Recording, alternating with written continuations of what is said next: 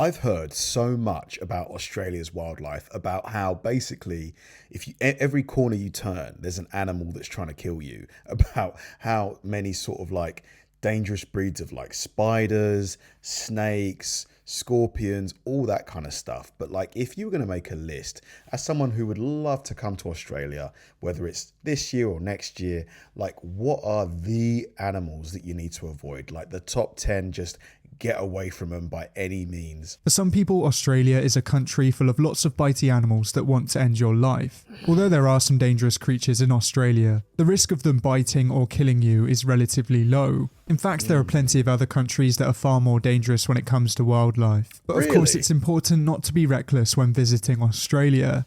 I thought Australia was among the most sort of like dangerous when it came to wildlife. Video I will be going through just a few creatures on the continent, as I will be going through the deadliest animals in Australia.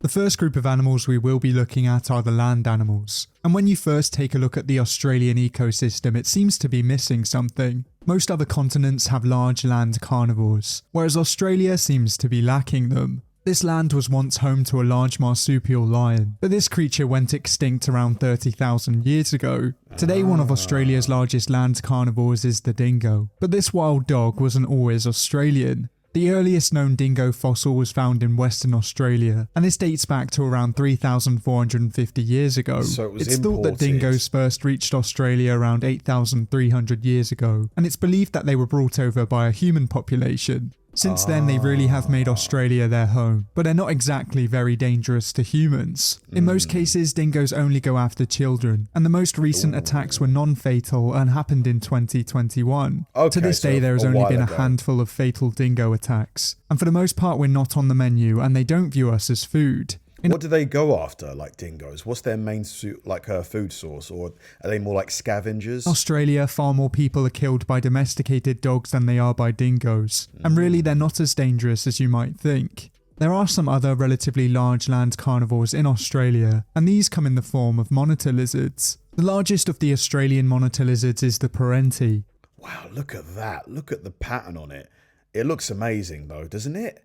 But really, this creature is very unlikely to attack a human. These lizards live in the more arid areas of Australia, and they very rarely encounter humans. Even if you did come across this reptile in the wild, it would probably flee, as it's really focused on much smaller prey such as lizards and birds. Strangely, one of the most dangerous creatures that you can run into on land in Australia is not a predator, and it is in fact the southern cassowary. This bird is one of 3 species of cassowary, and it is the heaviest bird in Australia. Looks pretty elegant with that bluey neck it's got and this massive, what would you call that, half dome? Despite being shorter than the emu, these giant birds mostly feed on fruits on the forest floor, and for the most part they are quite peaceful creatures. Problems arise when people start feeding these birds, as these birds can become very protective of their young, and they don't need a lot of encouragement to attack. One of the things that makes the southern cassowary very dangerous are its 2 spear-like inner claws. When attacking, it will thrust these towards people, and they can easily become embedded in your abdomen. Even though these birds are potentially dangerous, attacks are still relatively rare, and there have only been a few fatalities over the years. One of the most recent fatal attacks didn't even happen in Australia, as a Florida man was killed by his pet cassowary in 2019. So even though this bird doesn't take many lives, it's best to leave it alone, and this is especially the case if they have young. Killed by his pet. Oh, that's got to be awful. You know, the thing that you've loved, fed, cared for all its life is the thing that takes you out. Even though Australia is lacking some large land carnivores, it definitely isn't lacking smaller venomous creatures. Australia is famous for its highly venomous snakes, and there really are quite a few species. The species that is often known as the most deadly is the inland taipan, but really it's very unlikely that you will come across this snake. More than 85% of Australians live within 50 kilometres of the coast, and that's because the majority of Australia is inhospitable. Most of Australia is made up of dry deserts, and it's very hard to make a living here. In these areas is where you'll find the inland taipan. Isn't that though? I've heard there was a teacher that I used to date in the UK from Australia, and she worked in the Northern Territories.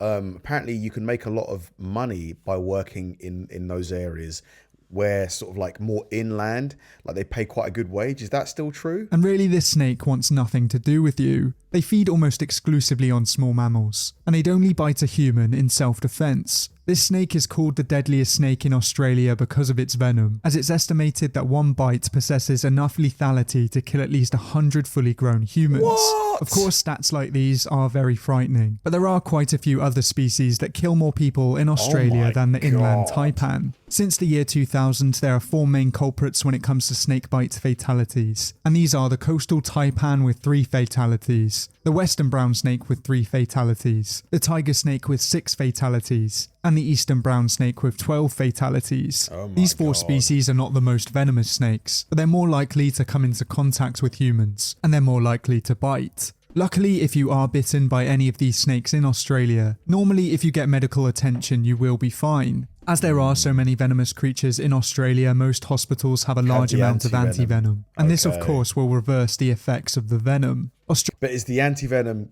guaranteed to work all the time?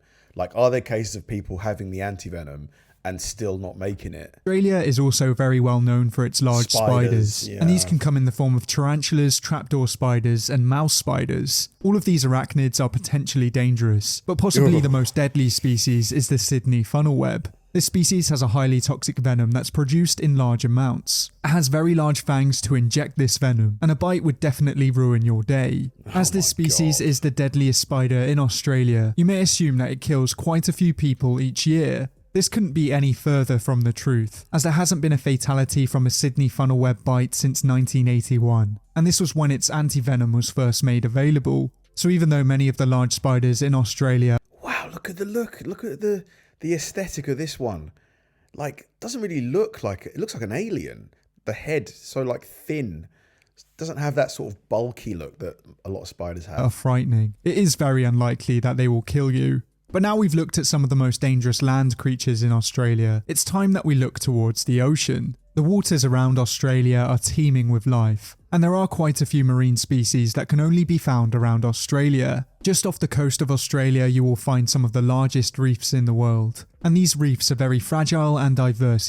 Yeah, the Great Barrier Reef, right? I really, really, really want to see that in person. Where is the Great Barrier Reef? Like, what's the state that it's in Australia? Ecosystems. Before we go any further, I'd just like to point out that shark attacks are very rare. There are only around 5 to 15 fatal attacks each year, but quite often a large percentage of these attacks happen off the coast of Australia. Shark attacks are mostly carried out by 3 main species, these being the bull shark, the great white shark, and the tiger shark. In Australia, the majority of attacks are carried out by great whites, and since the year 2000, bull sharks were responsible for 1 fatal attack, tiger sharks were responsible for 1 fatal attack, and great whites were responsible for 18. The most recent fatal shark attack in Australia happened earlier this year, but the culprit was thought to be a bull shark as it happened in a river. As I've already said, shark attacks are still relatively rare, but... In a river? I didn't realise sharks were found in rivers. I thought it was always like really large bodies of water, like oceans. As it is one of the most frightening ways to go, it's understandable why so many people are scared of sharks. Not all deadly ocean creatures have to be large predators, as the waters of Australia are also home to some smaller killers. If you go snorkeling in the waters around Australia, you might be able to find some blue-ringed octopus species. For the most part, these creatures are harmless if you leave them alone, but if you accidentally step on them or you pester them, it could be the last thing you do. Blue-ringed octopuses can produce tetrodotoxin, which is the same toxin that's found in some pufferfish species. This toxin is extremely dangerous, and if a blue-ringed octopus bites you, it can certainly end your life. Fatalities from blue-ringed octopus bites are extremely rare, but there's thought to have been at least 11 over the years. Another group of marine creatures that you might want to look out for are the jellyfish, and more specifically the box jellyfish. These creatures are able to cause paralysis and cardiac arrest with... Wow, why is it that like so many of the most dangerous animals in the world are like the coolest looking? I mean, just how translucent this one is, like it's almost see-through. I mean, this is a cool animal. Imagine this swimming around in like a fish tank. Their stings, and in some cases this can lead to death. Since the year 2000, there have been at least 10 confirmed fatalities, and it's important that you look out for signs. So far, these creatures have proved that the waters around Australia are relatively dangerous, but there is still one ecosystem that we haven't taken a look at. Australia's freshwaters can be very rich and diverse, Crocodiles? and they're home to some creatures that can't be found anywhere else in the world. These waters are often full of predators, and some of them are even home to one of the largest predators on this planet. There are two species of crocodilian that can be found in Australia. One is the mostly harmless freshwater crocodile, and the other is the highly dangerous saltwater crocodile. That's a big boy as well. Look at this. I reckon this one's at least, from top to tail, 10 feet. The Australian freshwater crocodile is mostly interested in fish, and you can tell this by its long narrow snout. This crocodile only really attacks in self-defense, or sometimes in cases of mistaken identity. The saltwater crocodile, on the other hand, is one of the most dangerous reptiles in the world, and is one of the few predators that sees humans directly as a food source. Although they are called saltwater crocodiles, they are mostly found in brackish waters, and if one of these predators chooses to attack you in the water, you stand little chance. These crocodilians really are apex predators, and giants can exceed lengths of 6 meters, even though these 20 feet. Jesus.